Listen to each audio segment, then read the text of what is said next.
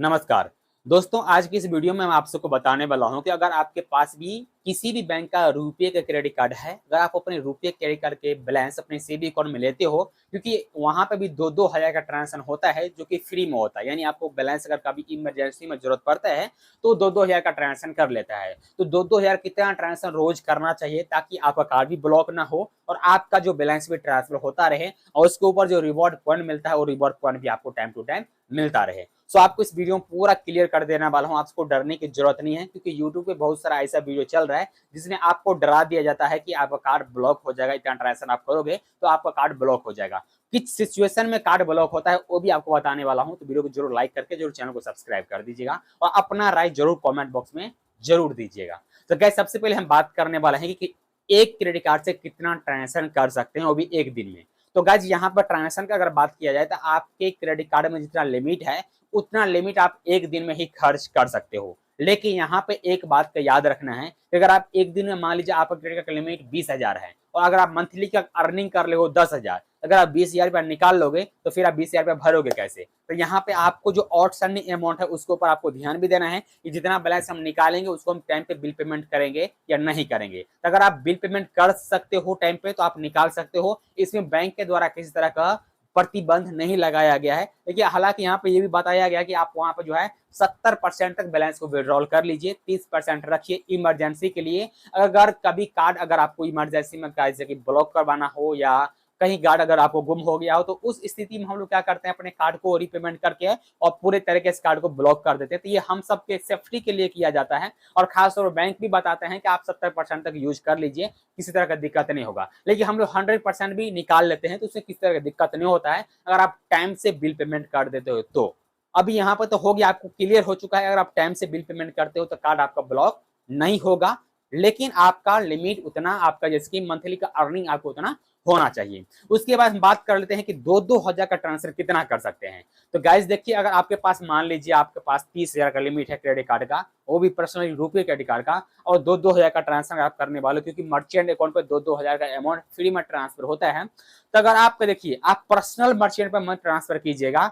लेकिन यहाँ पे एक चीज आपको याद रखना है, यहाँ पे हमको बताया गया है ये बहुत सारा सब्सक्राइबर के द्वारा ही कि सर अगर हम लोग जैसे कि पर्सनल अकाउंट पर ट्रांसफर करते हैं या मान लीजिए हम किसी अपने दोस्त के मर्चेंट पे भी ट्रांसफर करते रहते हैं तो हमारे पर्सनल एसबीआई रुपये क्रेडिट कार्ड को ब्लॉक कर दिया जाता है। कौन सा स्थिति में आपका क्रेडिट कार्ड ब्लॉक होता है पहले आप ये जान लीजिए। यानी अगर मान लीजिए आपका दोस्त का एक मर्चेंट अकाउंट है, आपने ही दोस्त के मर्चेंट अकाउंट पे बार बार ट्रांजेक्शन कर रहे हो, यानी लगातार एक महीना ट्रांजेक्शन कर ही रहे हो, तो उस स्थिति में आपका क्रेडिट कार्ड ब्लॉक हो सकता है।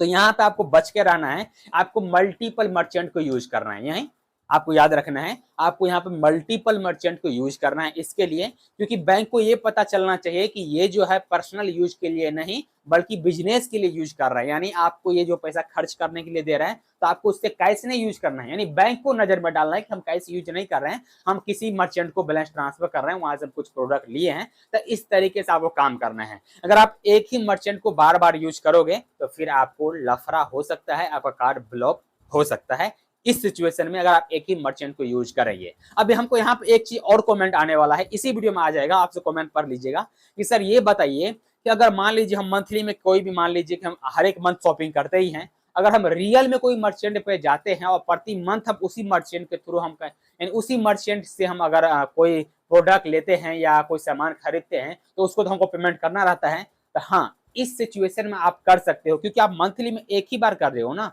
और भी आपको क्या होता है, अमाउंट डिफरेंट हो जाता है। जैसे कि इस मंथ आप 2,000 का खरीदे थे तो अगले मंथ 4,000 का खरीदोगे, उससे अगले मंथ 500 का खरीदोगे, उससे अगले मंथ 1,000 का खरीदोगे, यानी अमाउंट आपको डिफरेंट होता है। तो बैंक को ये मालूम पड़ता है कि भाई ये जो बंदा है ना डिफरेंट डिफरेंट अमाउंट का मर्चेंट यानी मंथली वाइज काम कर रहा है, ना कि पर डे काम कर रहा है। क्योंकि यहाँ पे बहुत जन क्या करते हैं, अगर कैश के बहुत जरूरत पड़ता है तो एक ही दिन में एक ही मर्चेंट के ऊपर 12-12, 14-14, 15-15 ट्रांजेक्शन कर देते हैं और बैलेंस निकाल लेते हैं। तो आपको ये गलती नहीं करना है, एक ही मर्चेंट के ऊपर आपको बार बार ट्रांजेक्शन नहीं करना है। अगर आपको करना ही है तो मंथली में आप एक बार कर लीजिए एक मर्चेंट के ऊपर, फिर नेक्स्ट मंथ फिर से उसी मर्चेंट पे कर सकते हो, लेकिन आपको अगले मंथ करना है। आपको एक ही मंथ में 5, 10, 15, 20, 50 ट्रांजेक्शन नहीं करना है। इसके लेके आपका क्रेडिट कार्ड क्लोज हो जाता है। और खास तौर पर याद देना है एसबीआई वाले संभल के रहिएगा, क्योंकि एसबीआई छोटा छोटा गलती पकड़ता है और छोटा छोटा गलती के लिए आपको कार्ड को परमानेंटली ब्लॉक कर देता है। तो उस सिचुएशन में हम लोग फंस जाते हैं। लेकिन आप सबको यहाँ पर संभल कर रहना है,